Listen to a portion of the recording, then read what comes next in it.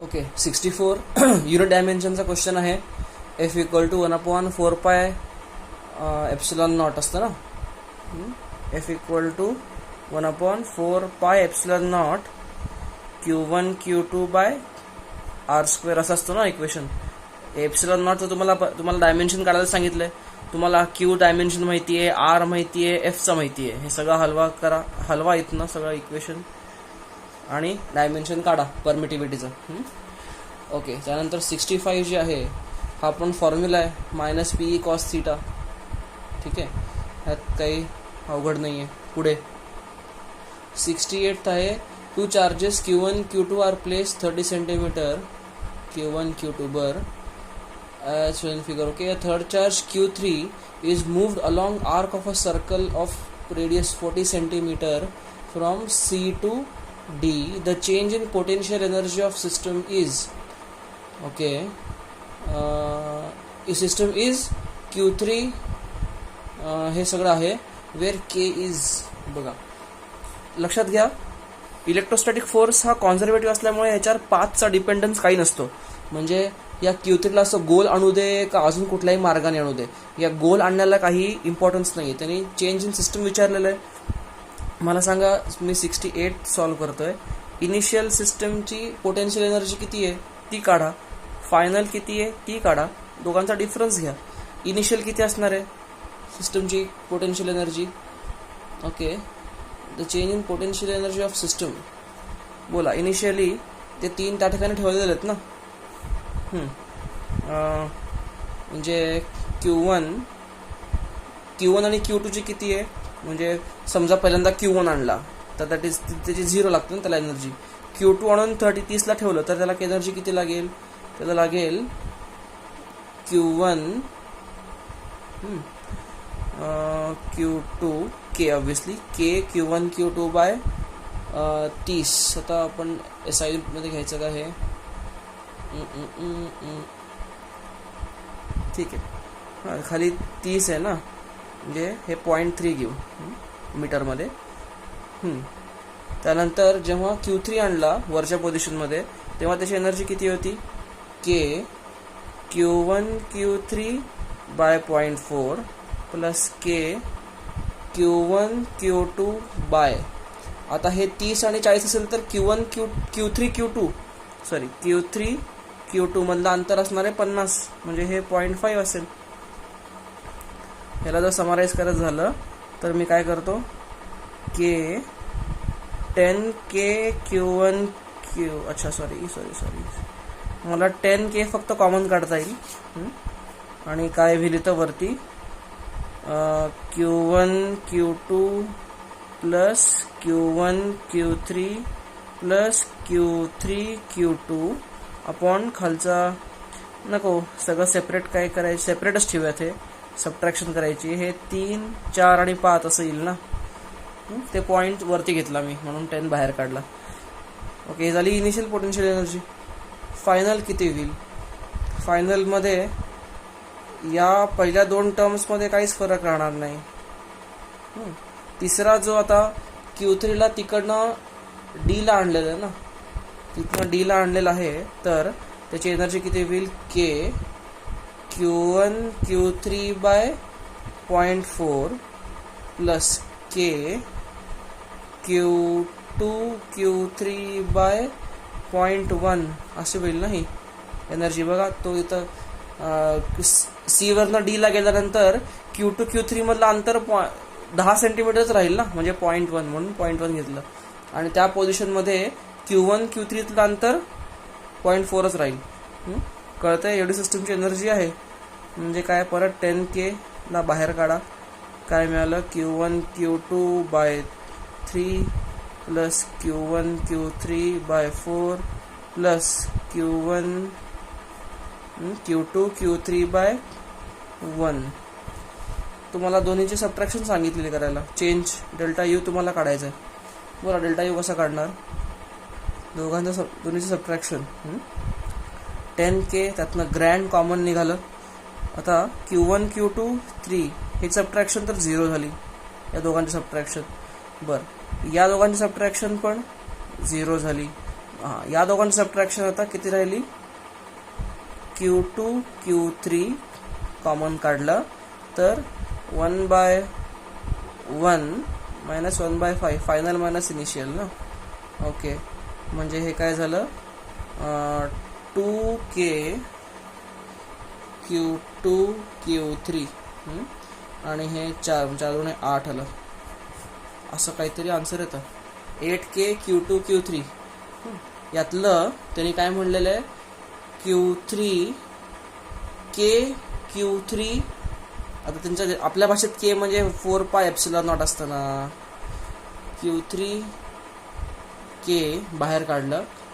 Okay, आणि बाकी सगळं त्यांनी कॉन्स्टंट K म्हणलेलं आहे.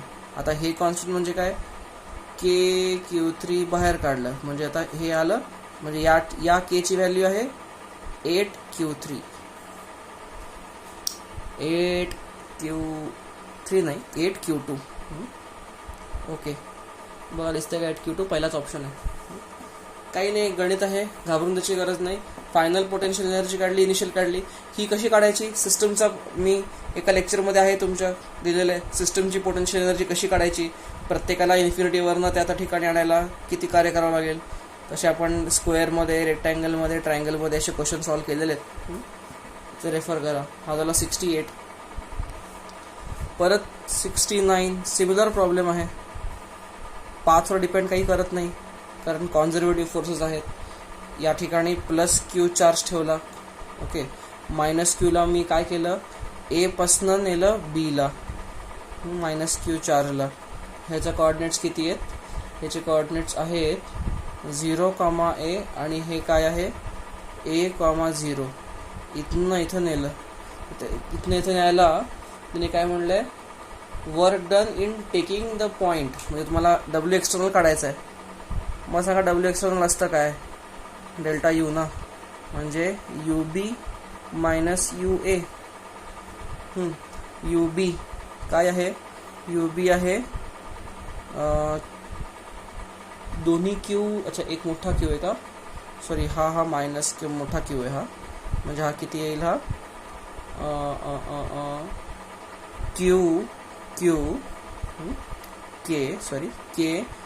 Q बाय हे डिस्टन्स A ना, म्हणजे A मायनस इथं काय आहे, इथं पण Q बाय A ना, इथं पण. ओके, दोन्ही सेम आहे, म्हणजे इथं वर्क डन 0, म्हणजे सिस्टमची एनर्जी बदलतच नाही आहे, पण work done is 0. 73 work done, direct formula आहे, रेडीमेड फॉर्म्युला आहे, त्यात टाका. 73 नंतर 75. ओके, 75 तर 1:1 असणार ना, कारण दोन फोर्सेस इक्वल आणि अपोजिट असतात, म्हणजे मॅग्निट्यूड सेम. 75 नंतर 76 आहे. बरं, 76 काय म्हणलंय, charges +Q -Q are placed at points A and B respectively, which are at distance 2L apart. C is the midpoint of A and B. Work done in moving a charge +Q along semicircle of CRD. असं सेमीसर्कलला फिरवायचं work done.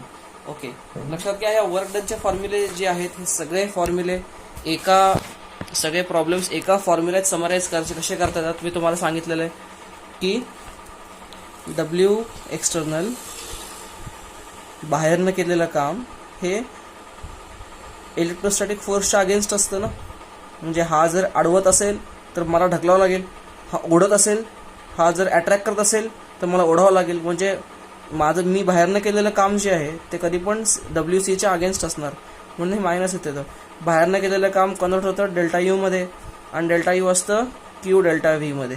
कधीही हे लक्षात ठेवा. बस तुम्हाला हे कळलं, work डनवाले सगळे प्रॉब्लेम असेच करायचे. या ठिकाणी त्यांनी वर्क डन विचारलंय आणि त्या +Qला कुठनं कुठे नेलंय, C वरनं Dला नेलंय ना, मग तुम्ही काय करा, C to D तुम्हाला W हे विचारलंय, तुम्ही हे काढा. हे कसं काढता येईल, फायनल म्हणजे दिस इज इक्वल टू, या केसमध्ये UD मायनस UC होईल ना, UD काढा, UC काढा, तिथले पोटेन्शियल काढा.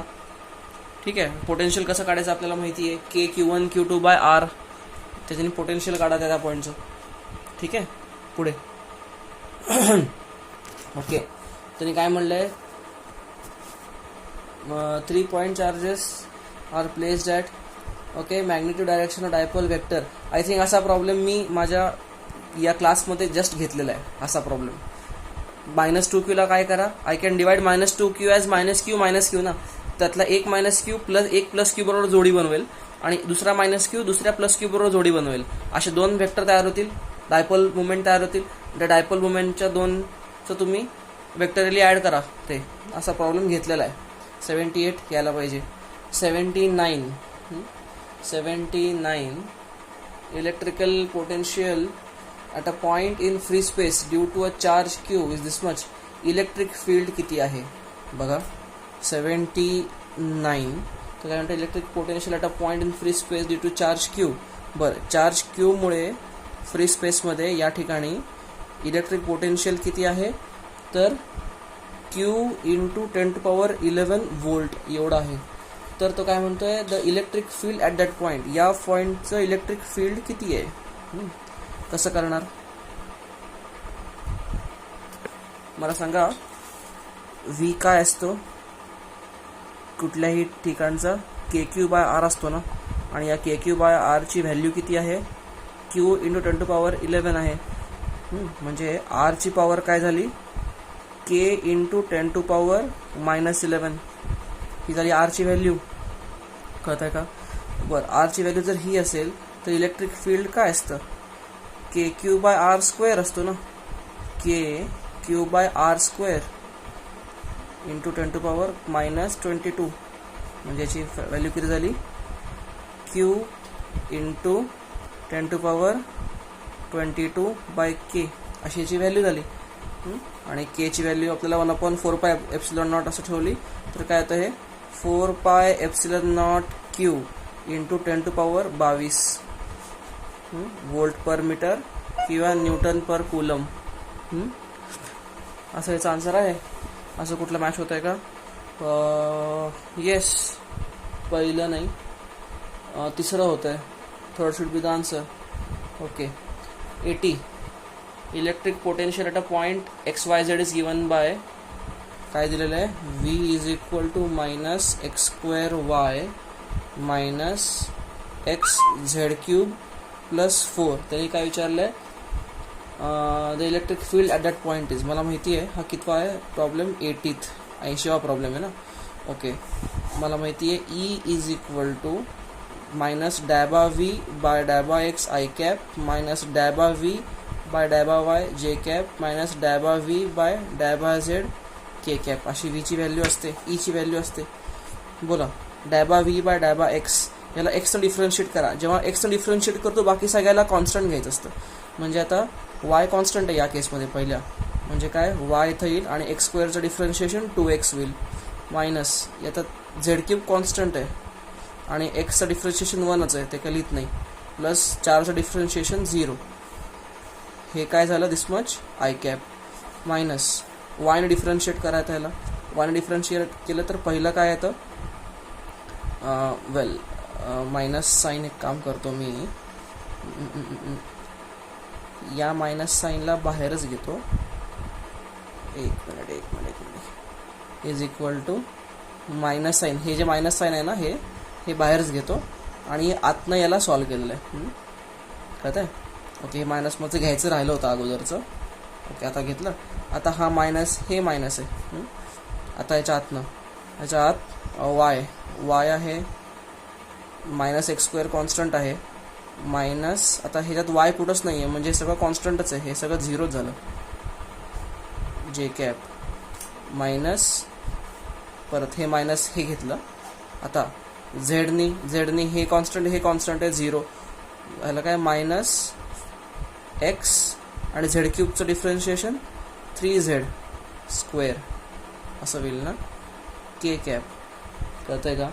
म्हणजे आता ह्याला थोडंसं जर मी नीट सिम्प्लिफाय केलं तर काय होईल, 2xy plus z³ i cap, okay, plus x² j cap plus 3x z² k cap अशी हिची व्हॅल्यू येते. असं काही दिसतंय का बघा, xz² आय थिंक दुसरा ऑप्शन दिसतोय मला असा, येस, कळतंय? काय नाही, सिंपल साधं गणित आहे. तुम्हाला फक्त हे रिलेशन माहिती पाहिजे आणि डिफरन्शिएशन, बेसिक डिफरन्शिएशन यायला पाहिजे. ह्याचं काय असतं, डॅबाचा अर्थ काय असतो, जेव्हा मी डायबा विथ रिस्पेक्ट टू एक्स असतो ना, तेव्हा फक्त एक्सच व्हेरिएबल घ्यायचा, बाकी सगळे कॉन्स्टंट. वायने डिफरन्शिएट करताना पार्शियली डिफरन्शिएट करणं म्हणतात त्याला, डायबाला. तर वाय डिफरन्शिएट मी पार्शियली करताय म्हणजे फक्त वायच कॉन्स्टंट घ्यायचा, बाकी सगळ्याला वायच व्हेरिएबल घ्यायचा, बाकी सगळे कॉन्स्टंट. झेडने डिफरन्शिएट करतो म्हणजे झेडलाच व्हेरिएबल घ्यायचा, बाकी झेड सोडून सगळे कॉन्स्टंट. आणि एक्स न करतो तर म्हणलं की एक्सच व्हेरिएबल, बाकी सगळे एक्सला सोडून बाकी सगळे व्हेरिएबल्स कॉन्स्टंट. एक्सला सोडून बाकी सगळे टर्म कॉन्स्टंट. कळतंय? चला पुढे. Two positive ions each carrying charge q are separated by a distance D. Charge q 2 आहेत, दोन्ही पॉझिटिव्ह आहेत, दोघांमधलं अंतर आहे D. If F is the force of repulsion between the ions, the number of electrons missing from each ion will be. ह्याच्यावर force लागतोय F, ह्याच्यावर force लागतोय F. बघा, जर या आयनवर प्लस क्यू चार्ज असेल, याचा अर्थ किती चार्ज यातनं किती इलेक्ट्रॉन काढले जायला पाहिजेत. लक्षात घ्या, हा plus Q charge by default सगळ्या ॲटम्स न्यूट्रल असतात, म्हणजे जितके निगेटिव्ह चार्ज तितकाच पॉझिटिव्ह चार्ज असतो. पण आता हा जो आयन व्हायच्या अगोदर हा न्यूट्रल होता ना, आता आयन झाला म्हणजे प्लस क्यू चार्ज ह्याच्यावर आला, याचा अर्थ याच्यातनं किती चार्ज काढला गेला, मायनस क्यू चार्ज काढला गेला, म्हणूनच प्लस क्यू शिल्लक राहिला ना.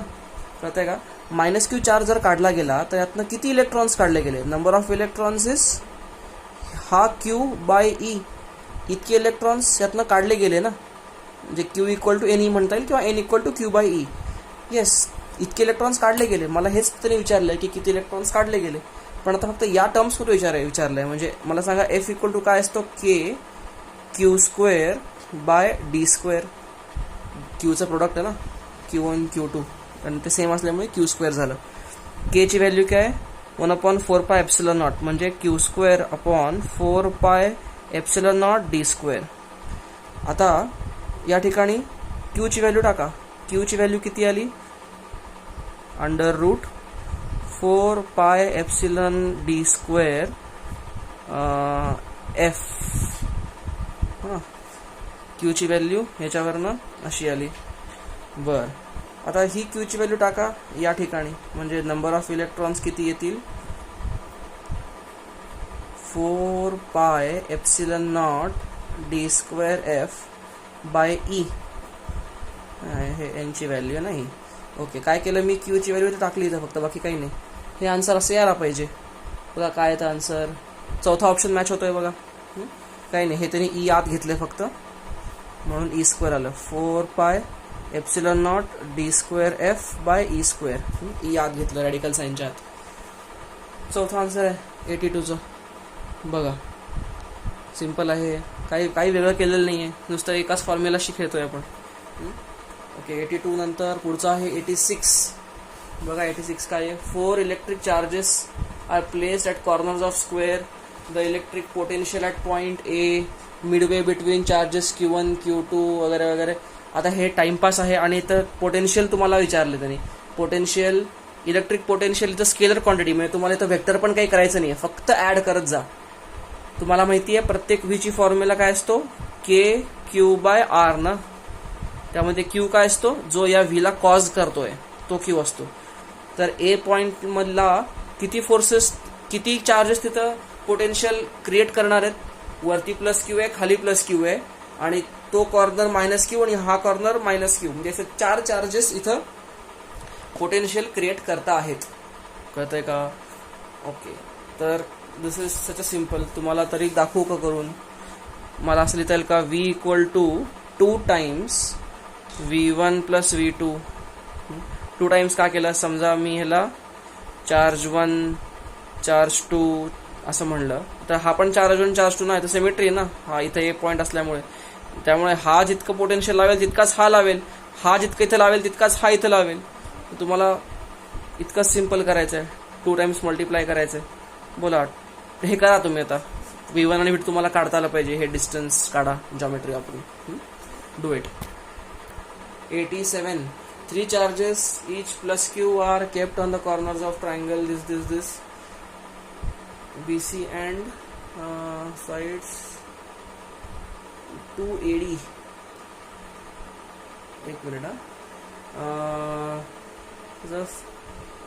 AB, एक मिनिट काहीतरी घोटाळा वाचण्यामध्ये.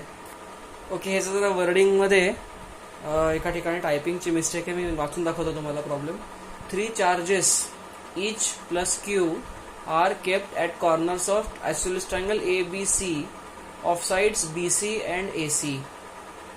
ओके, BC आणि AC. बर, त्याच्यात कॉमा 2A डॉट जे आहे रे 2A ते मिसप्रिंट आहे, ते कट करून टाका. D and E are midpoints of BC and AC. बर, work done in taking charge Q from D to E. या D to E मध्ये चार्ज Q ला घेऊन जायला किती हे लागेल. ह्याच्यात अजून एक गिवन डेटा आहे, तो यात प्रिंट झालेला नाहीये, हा जो प्रॉब्लेम आहे आला होता. ह्याच्यात AC इक्वल टू BC आहे, side AC is equal to side BC. हा पण एक डेटा त्याने दिलेला नाहीये. ओके, परत सेम प्रॉब्लेम आला. तुम्हाला चार्ज कुठं कुठे घेऊन जायचा आहे, D to E ना, मग आणि त्यासाठी लागणारं वर्क तुम्हाला काढायचं आहे. वर्क डन काय असतं, W external is equal to change in potential energy. तुम्हाला D to E ला घेऊन जायचं आहे, म्हणजे तुम्हाला काय करावं लागेल, final minus initial, UE minus UD काढावं लागेल. UE काढा, UD काढा, सबट्रॅक्शन करा. सिंपल आहे, प्रयत्न करा. 88. सिमिलर प्रॉब्लेम झालेला आहे याच्या अगोदर, सेम प्रॉब्लेम झालेला आहे, 88 आलाच पाहिजे. 90 काय आहे, okay 90. Electric dipole of moment P is placed in electric field. Okay, dipole acquires position such that theta direction. Okay, assuming that the potential energy of the D0 torque. Again torque चा formula आहे हा, तर काही नाही, formula टाका, एकदम numerical आहे हे, फॉर्म्युला बेस्ड. पुढे 91. परत सिमिलर चार्जेस ठेवलेले आहेत प्रत्येक कॉर्नरवर. The relation between Q and Q for which potential energy of the centre is 0. आता हे कसं करता येईल, अगेन स्टिरियोटाइप क्वेश्चन आहे. Minus Q minus small q आणि हे 2Q आणि हे काय आहे इथं प्लस 2Q. असं जर असेल, or placed one at each corner of the square, the relation between Q and Q for which potential energy at center is 0. सेंटरची पोटेन्शियल एनर्जी तुम्हाला V काढता येईल का, याच्यामुळे 1 2 3 4 KQ by R. हे R आहे ना, समजा हे काहीतरी A घ्या, A च्या टर्म्स मध्ये तुम्हाला, किंवा हेलाच A घेऊन टाका ना, या सेमी डायगोनललाच A घ्या, A इथं येईल तुम्हाला, आणि हे इक्वल टू 0 करा आणि हे सगळे इक्वेशन सॉल्व्ह करा, तर तुम्हाला Q आणि Q मधलं रिलेशन मिळेल. Do it. पुढे 91 झालं. 92. Metallic spheres of radius this given charge you are connected by conducting wire final charge. हे तुम्हाला मी कॉन्झर्वेशन ऑफ चार्ज मध्ये असे तुम्हाला प्रॉब्लेम्स घेतले होते. रेडियस दिलेली आहे, आर गिवन चार्जेस. वेल, ज्या ठिकाणी रेडियस दिली त्या ठिकाणी मला एक दुसरा संशय आला. ठीक आहे, ह्याची रेडियस आहे 1 सेंटीमीटर आणि ह्याची रेडियस आहे 3 सेंटीमीटर. नाही, आपल्याला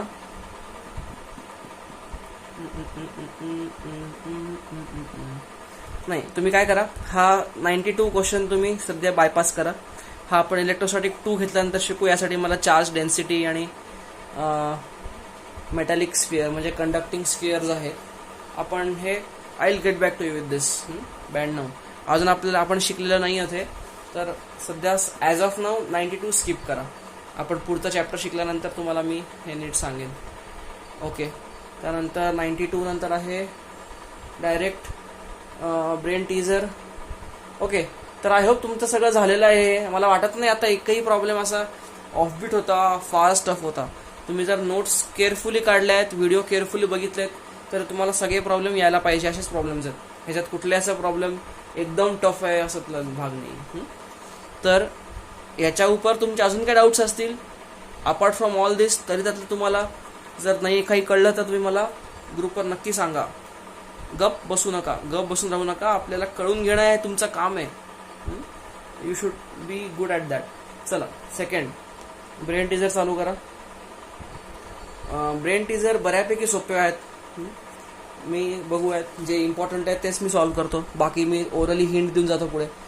question number 2. Okay, distance. Okay, now put in oil. Okay, permittivity त्यांनी 5 दिलेली आहे ना. Interaction force is same. काय करताय, परमिटिव्हिटी 5 म्हणजे काय आहे, F इक्वल टू 1/4πε0 K. इथं डायलेक्ट्रिक कॉन्स्टंट 5 आला. Q1 Q2/R². असा फक्त फरक पडतो. 5 इथं येतो ना ते डायलेक्ट्रिक कॉन्स्टंटमुळे. तर अगोदरचा फोर्स काय होता, नंतरचा काय होता, इक्वेट करा आणि हे तुम्ही स्वतः सॉल्व करा. चौथा रिंग, चार्ज रिंगच्या ॲक्सिसवर तुम्हाला तो डिराईव्ह करून दाखवला आहे फॉर्म्युला. ई काय असतो, KQX/R² + X² whole raise to 3/2. Correct, हा फॉर्म्युला आहे, फॉर्म्युला वापरा हा. पुढे त्यानंतर 5वा, 1 मीटर लांब ठेवला आहे, value of electric field at mid point काढता. एकदम सोपा आहे, फॉर्म्युला आहे फक्त हा. 6वा problem, charge Q is free to move then calculate its speed when its distance of B. Okay बघा हा चांगला प्रॉब्लेम आहे. 6th ब्रेन टीजरचा आपण डिस्कस करतोय. 6th प्रॉब्लेम, चार्जची व्हॅल्यू दिली आहे 10⁻⁻6 कूलम.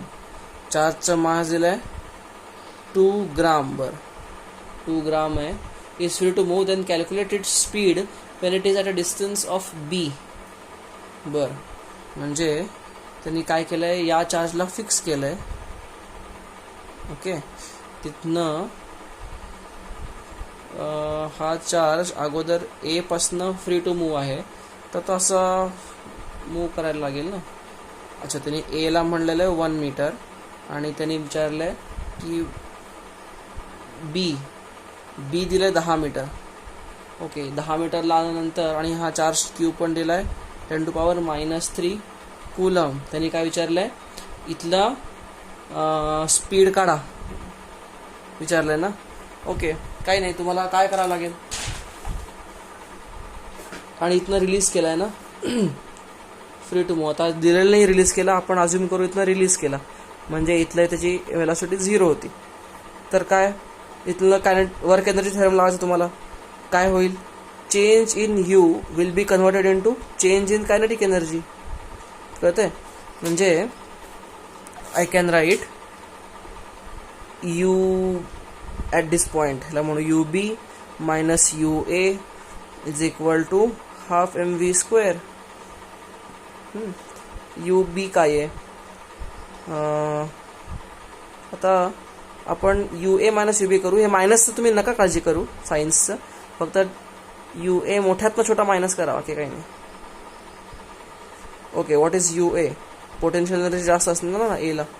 एची पोटेन्शियल एनर्जी किती आहे, K 10⁻³ Q आणि हा छोटा Q किती आहे 10⁻⁻6 KQ/R minus KQ/10 is equal to ½ m 2 into 10⁻³ v². तुम्हाला हे सॉल्व करायचं आहे. K ची व्हॅल्यू पुढे काय करा, 9 into 10⁻9 into 10⁻⁻9 हे कॉमन काढा, 1/1 असं येईल. हे इज इक्वल टू 10⁻³ v² येईल. हे काय झालं, हे झालं 9, हे झालं 81 bye 10 is equal to 10⁻³ v². म्हणजे v ची व्हॅल्यू आली 9 into 10⁻, इथं +3 झालं, हे आलं 2 म्हणजे 10, 90 आला आन्सर. 90 मीटर पर सेकंड. पहिला आन्सर आहे 6व्याचा. ओके, काय नाही. काय केलं, डेल्टा यू इक्वल टू याची कायनेटिक एनर्जी किती कमी झाली, डेल्टा यूने कमी झाली. ती एनर्जी कुठं वेस्ट होणार, ती एनर्जी डिस्ट्रॉय तर करता येत नाही. ती एनर्जी कन्वर्ट होणार त्याच्या स्पीडमध्ये ना, हाफ mv² मध्ये कन्वर्ट होणार.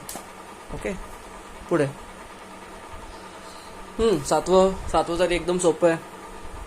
बायसेक्टरवर काय असतं, इलेक्ट्रिक फील्ड 0 नसतं, इलेक्ट्रिक पोटेन्शियल 0 असतं. पुढे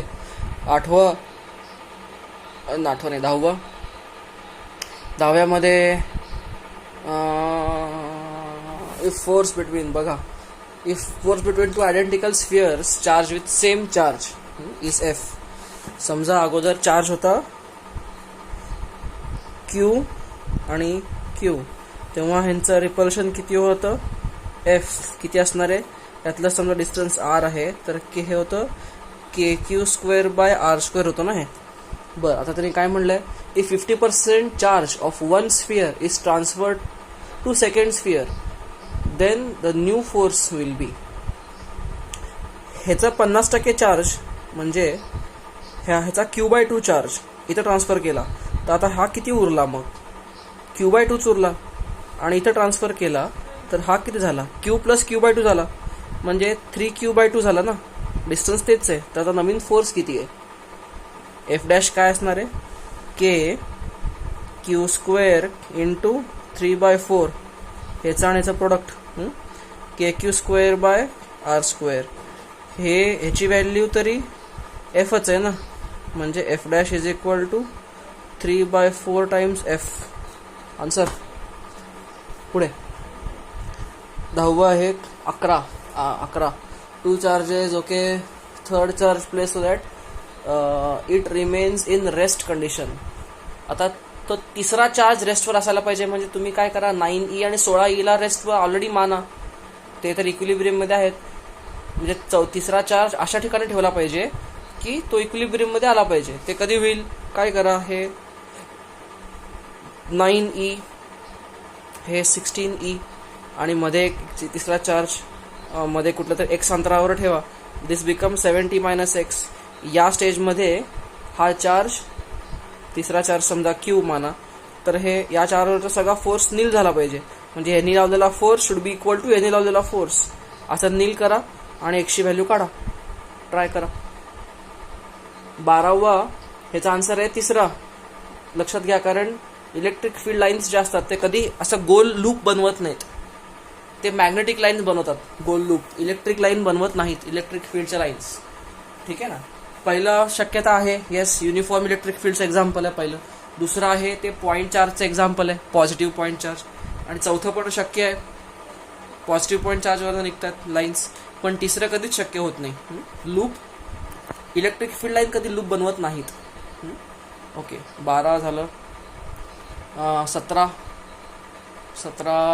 ओके, हे करा, मगाशी केल्यासारखा प्रॉब्लेम आहे, आता मी नाही सांगत. 19. बर, परत हा प्रॉब्लेम रिपीट झालाय. 21. ओके, करा, हा काही विशेष नाही. रिंगच्या ॲक्सिसवरचा आपण इलेक्ट्रिक फील्ड बघितलेला आहे. तो काय करेल, सिम्पल हार्मोनिक मोशन करेल ना. तर आणि electron move from higher to lower जात नाहीत. Electron always move from lower to higher. हे आपण करंटमध्ये जास्त बघूयात. सध्या फक्त काय करा, सेकंड हे रॉंग आहे, फक्त पहिलं स्टेटमेंट बरोबर आहे, हे तुम्ही लक्षात घ्या. का आपण करंट इलेक्ट्रिसिटी चॅप्टरमध्ये आपण हे शिकणार आहोत, इलेक्ट्रॉनची मुवमेंट वगैरे. 22 नाही, पुढचा 23. बर, स्ट्रेट लाईन. परत पोटेन्शियल एनर्जी मिनिमम झाली पाहिजे. कुठे ठेवलं पाहिजे, तुम्ही अशा एक्स ठिकाणी ठेवून बघा आणि त्यानुसार त्याचे इक्वेशन काढा आणि इक्वेशन सॉल्व्ह करा. प्रयत्न करा. 23 येण्यासारखा आहे. 24 अगेन कुठल्या पाथला आहे हे पण तुम्ही करा try. Electric field of charge Q another charge is carried from A to B, A to C, A to D आणि A to E, then the work done will be minimum. Okay, minimum work done along. Okay, विचार करा. मी आता हे logic मी सांगत नाही, नाही तर मी सगळं सांगत बसलो तर तुम्ही विचार नाही कधी करणार. You try your self. आपण नंतर नाही आलं तर आपण प्रयत्न करू परत. 24 सॉरी व्हॉट नेक्स्ट 24 झालं ना. ओके, 25 इनकरेक्ट स्टेटमेंट करा. हे 25 अवघड नाही आहे. त्यानंतर 27 डायमेन्शन्स ऑफ के. डायमेन्शन काढा. बघा, डायमेन्शन ईच डायमेन्शन तुम्हाला येईल काढता. येस, एक्स म्हणजे डिस्टन्स आहे, डिस्टन्सचा क्यूब आहे, एल क्यूब झाला तो. आणि मग केच डायमेन्शन काढा या कम्पॅरिझननी. ठीक आहे, 27 झालं. 28 परत इक्विलिब्रियमचं आहे, करा. 28 29 ओके.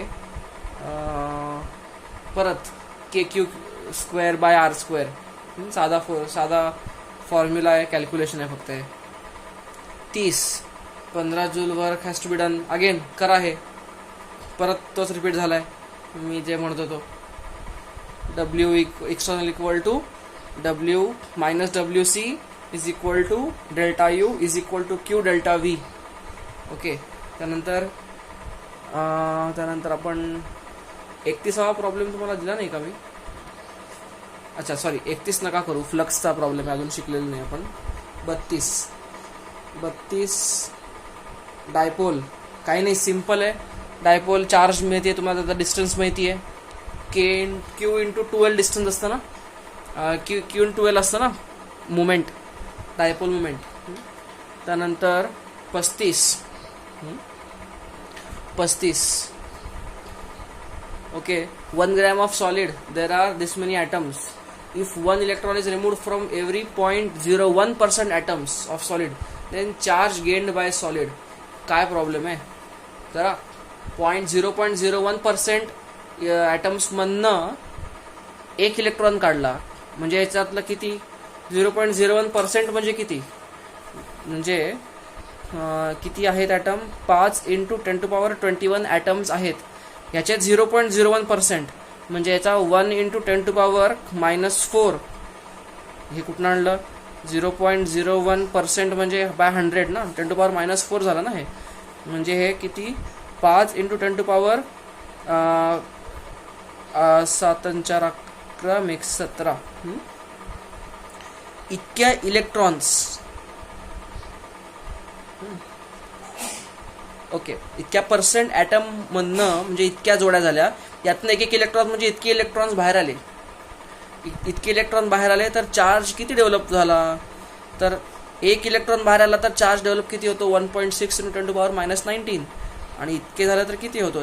इतके इलेक्ट्रॉन झाले तर इंटू 1.6 × 10⁻−19 मल्टिप्लाय करा. हे 6 × 5 80, 8 × 10⁻−2 म्हणजे 0.08 कूलम असा आन्सर येणार आहे.